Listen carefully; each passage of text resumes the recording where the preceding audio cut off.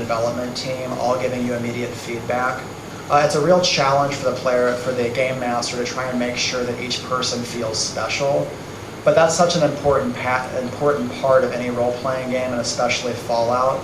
The whole goal of a role-playing game should be in the sense that whatever character choices you make, all the way back to character creation, all of those should be reflected in the game world as being very, very cool for your character to be able to do. So if you pump up your speech skill to 90%, the ability to see all these brand new options and conversations, or talk down a bad guy, or solve a quest solely by talking, those are all things that make you as a character, because of the choices you made in character creation, just feel cool. So when we had 12 different people, all with a different range of skill sets and abilities, from the combat monsters to the science guys to the talking guys, we actually had to make sure that all the areas they were going through actually had skill and ability options that made all those characters feel super special for having chosen those things.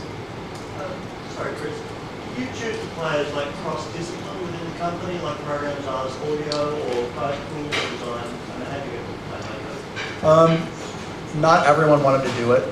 I admittedly, I had to accept the people that actually would want to play a role-playing game and their off-duty hours. But it did come from all the disciplines. We had art, programming, scripting, and design. We unfortunately did not have anyone from audio. But the idea was that because this was in pre-production phase, my hope was that by exposing these 12 people who would be on the development team to the actual Fallout universe and making them intimately familiar with the areas they would be building later on, that would help generate more interest in the actual project and keep the momentum going. And I did want that across all disciplines, from the map makers to the people actually designing the quests, to the scripters who have to set up certain cutscenes, all of those things. But the biggest plus that came out of it was that when the player characters would go through a certain area or they'd encounter a certain situation, their reaction to it and how they played through that encounter allowed me to revise it later on based on how they approached it. And I could go, you know what, Terry, because your speech character did this particular option in the environment that I wasn't thinking of, I'm going to make sure that's included in the game, because I think it's a very cool way to solve that encounter. And everyone at the table seemed to agree that was a cool way to solve the encounter. So now that becomes part of the design, and they directly contributed to the feel of that area as well. And that happened a lot with one location we had in the game. We had a location called the Boulder Dome, which is basically this big scientific enclave that got isolated after the nuclear warheads hit. And all the reaction the player characters did in that environment caused dramatic change in that location when we were actually trying to implement it in the game. And it turned out really well. Any other questions? Yeah, how did you record the document process? I'm sorry? How did you record the document process? Generally, I would write them out very much in a module format, like those D&D paper modules.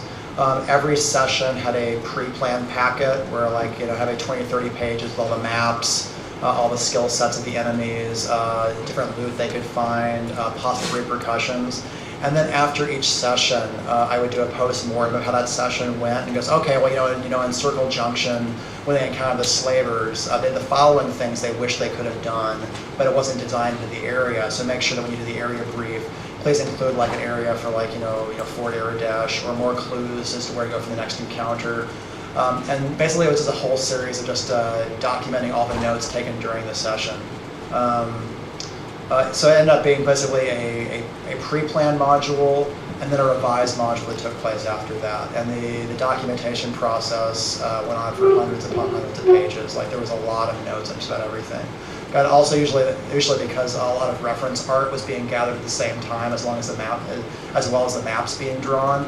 So those got incorporated in the documents too. So whenever we get handed off to the concept artists and go, we want the Daughters of Hecate to look like this, then we can actually have the pictures and their backgrounds and specific characters already laid out in packets for them, and to be able to pass it off.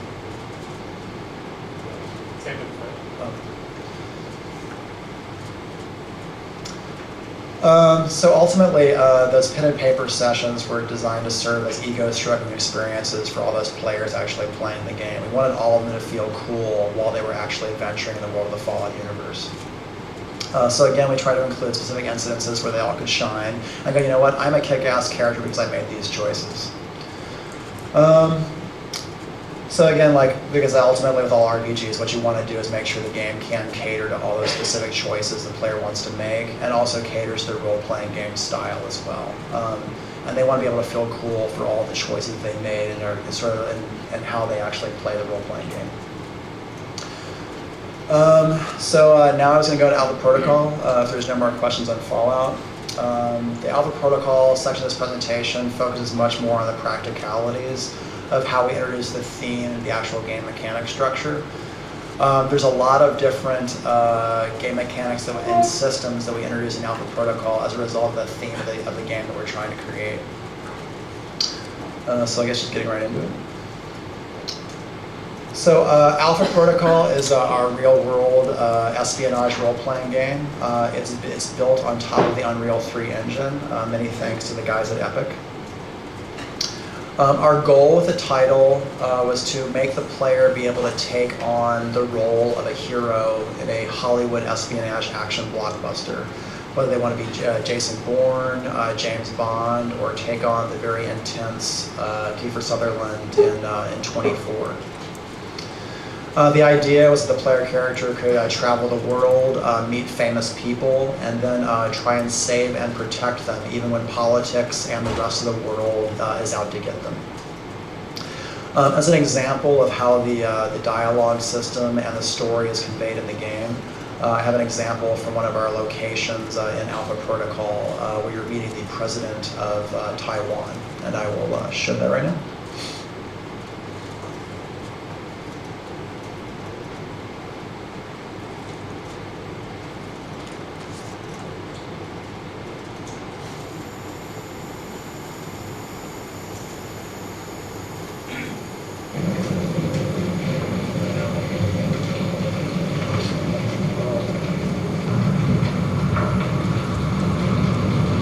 You must be Agent Thornton. I understand you have some important information for me? Yes, sir. I've learned about a plot to kill you during the rally this week, and to use your death to spark a massive riot and destabilize Taiwan. This is a troubling development, Agent Thornton. If it is true. You think I'm making it up? Let us just say I would like to hear the whole story before I make any decisions. A man with my political views lives with threats every day. If you can present me with compelling evidence of this plot, I will take action. Look, Mr. President, I didn't fly halfway around the world to play practical jokes on world leaders. This is real. You must see it from my perspective. With no hard evidence, I can't simply change my plans. I have evidence of the assassination. Then the riots are merely your conjecture? No, sir, Mr. President. Both threats are genuine. Please, for your safety, cancel your appearance at the rally. Canceling the rally at this juncture would do considerable harm to my cause. I am afraid it is out of the question. Then at least take extra precautions. Wear body armor during your speech. Post extra security, something. Give me your evidence, Agent Thornton. If my security chief concurs that the threat is credible, I'm sure he will insist on my wearing a vest during the speech. But the riot... If I have security silence dissenters in the crowd, I look like a petty dictator. I am sorry, but without hard evidence, I will not send that message to my people. Here it is. Please, be careful, Mr. President. Thank you for your concern, Agent.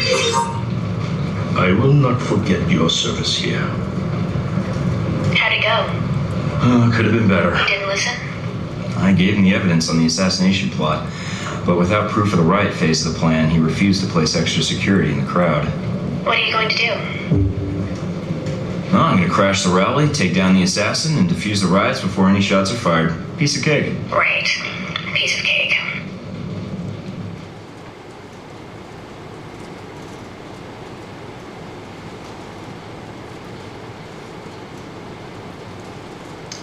And back to your courtesy question that I think the gentleman over there asked earlier on. We do have the option in Alpha Protocol to be able to fast forward through any of the conversations, as well as introducing actions that allow you to short circuit to the point of the conversation as well. So the sequence you saw there, if a role-playing gamer actually wants to experience that conversation and make the choices in the dialogue, they can. But characters that just want to get to the action and start blowing things up, we absolutely give them that option too. So just